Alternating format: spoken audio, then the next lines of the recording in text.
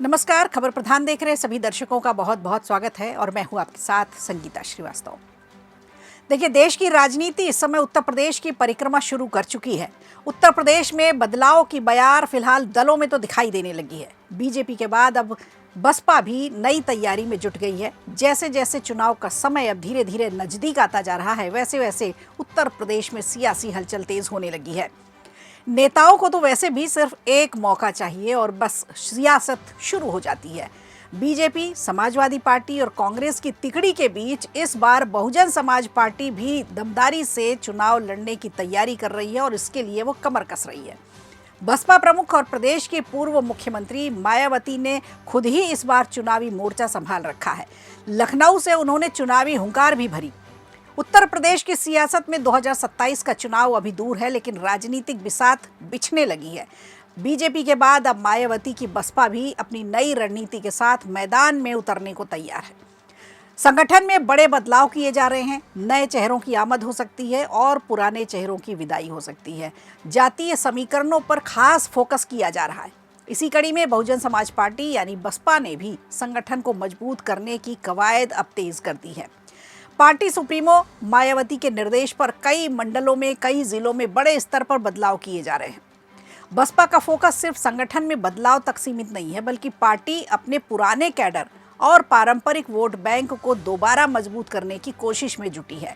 माना जा रहा है कि मायावती इस बार दलित समाज के साथ साथ ब्राह्मण और ओबीसी वर्ग को भी साधने की रणनीति पर काम कर रही है और इसका ऐलान लखनऊ से उन्होंने कर भी दिया था।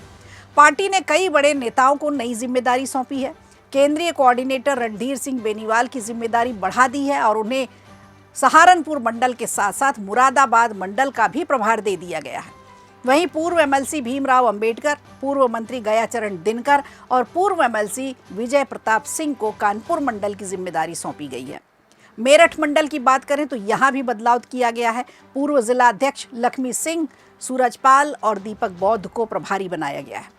गौतम बुद्ध नगर से 6 जिलों में संगठनात्मक बदलाव के संकेत हैं। नरेश गौतम को एक बार फिर से गौतम बुद्ध नगर का जिलाध्यक्ष बना दिया गया है। चुनावी तैयारी के संकेत देते हुए बसपा ने अकबरपुर विधानसभा सीट से मनोज वर्मा को अपना प्रत्याशी घोषित किया है।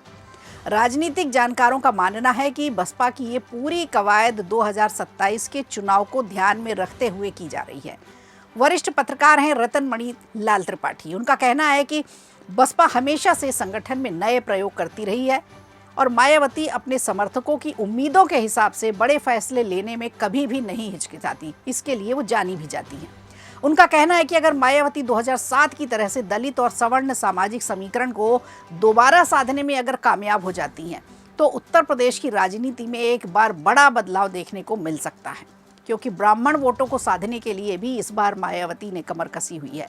बीजेपी और समाजवादी पार्टी पहले से ही अपने जातीय समीकरणों पर काम कर रही हैं। ऐसे में बसपा का ये कदम एक नई राजनीतिक रणनीति के तौर पर देखा जा रहा है।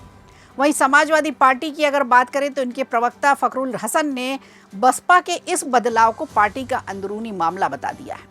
2007 में सोशल इंजीनियरिंग के फॉर्मूले के दम पर मायावती ने उत्तर प्रदेश में पूर्ण बहुमत की सरकार बनाई थी, लेकिन 2012 के बाद बसपा का प्रदर्शन लगातार कमजोर होता चला गया।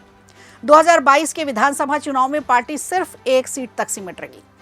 ऐसे में 2027 का चुनाव बसपा के लिए भी बेहद अहम माना जा रहा है।